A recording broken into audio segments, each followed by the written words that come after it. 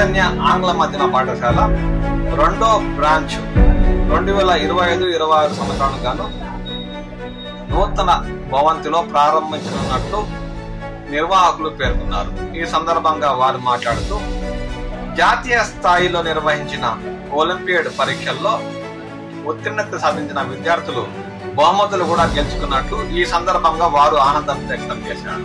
Peeler పట్టణంలోని కోటపల్లి పరిసర ప్రాంతాల్లో ఉన్న ఎంఎన్ఆర్ కృష్ణారెడ్డి నగర్ లో నూతనంగా నిర్మించిన భవంతిలో 2025-26 సంవత్సరానికి గాను పాఠశాల తరగతులు ప్రారంభించనున్నట్లు నిర్వాహకులు పీలర్ శ్రీ చైతన్య పాఠశాల ఇన్ఛార్జ్ సుమన్ గౌడ్ పేర్కొన్నారు.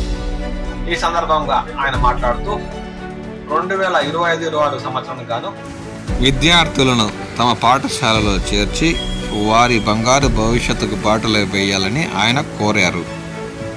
ఈ అవకాశాన్ని చుట్టుపక్కల గ్రామాల విద్యార్థుల తల్లిదండ్రులు సద్వినియోగం చేసుకోవాలని ఆయన కోరారు.